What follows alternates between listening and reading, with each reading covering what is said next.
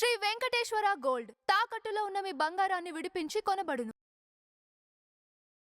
So గత కొన్ని రోజులుగా చూస్తూ ఉంటే బీజేపీ పార్టీకి చాలా మంది నాయకులు గుడ్ బై చెప్తున్నారు. అదే విధంగా ఎమ్మెల్యే రాజాసింగ్ గారు కూడా రాజీనామా చేసినట్టుగా తెలుస్తుంది. అసలు ఈ విధంగా చూసుకుంటే బీజేపీ భవిష్యత్ ఎలా ఉండబోతుంది? బీజేపీ భవిష్యత్ బాగానే ఉంటుంది, కానీ ఇక్కడ నాయకత్వ లోపం ఎక్కువగా కనపడుతుంది. ఎందుకంటే నాయకుల్ని ఇప్పుడు రాజాసింగ్ లాంటి నాయకులను కూడా గుర్తించలేకపోవడం. ఇప్పుడు రాజాసింగ్ బీజేపీని పాపం ఎవ్వరూ గెలవనప్పుడు కూడా గెలిచాడు. ఆయన మంచి నాయకుడు ఆ ఏరియాలో.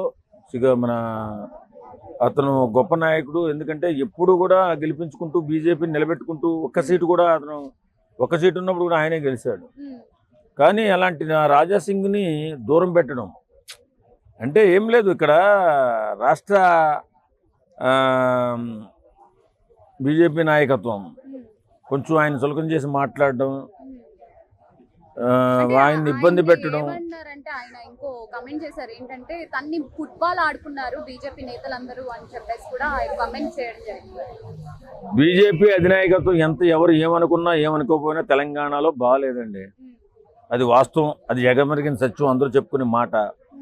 బీజేపీ నాయకత్వం ఏంటంటే ఎప్పుడు ఎవరికి ఇవ్వాలో తెలీదు. మంచి హై స్థాయికి వెళ్ళి రాష్ట్రం అసెంబ్లీ ఎన్నికలలో గెలవబోతుందిరా అనుకున్న టైంలో మరి ఏం పోయే కాలం వచ్చిందో బీజేపీ నాయకత్వానికి. సడన్గా బండి సంజయ్ గారిని దించేసి వేరే వాళ్ళని ఎక్కిస్తారు.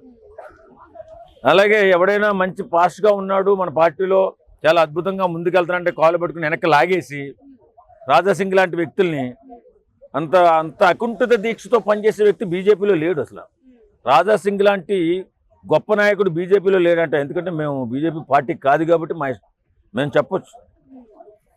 బీజేపీని బలోపేతం చేయాలంటే బీజేపీ రాజాసింగ్ లాంటి సూపర్ డూపర్ నాయకులు కావాలి. అలాంటి వాళ్ళు లేరు. ఎవడైనా ముందుకెళ్తానంటే లాగేస్తాడు. బండి సంజయ్ గారు బీజేపీ ప్రెసిడెంట్గా ఉన్నప్పుడు తెలంగాణకి ఒక అద్భుతంగా పైకి లేచింది పార్టీ. సడన్గా ఏమొచ్చిందో ఎలక్షన్స్ ముందు ఆయన దింపేసి వేరే వాళ్ళని పెట్టారు.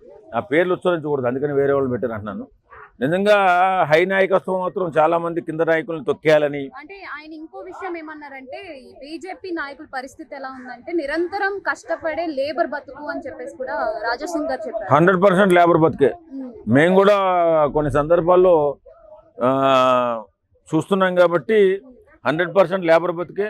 తెలంగాణలో బీజేపీ పార్టీ రాకూడదని చాలా ప్రయత్నాలు చేస్తున్నారు బీజేపీ పార్టీ వాళ్ళే, బయట వాళ్ళు ఎవరు చేయట్లా.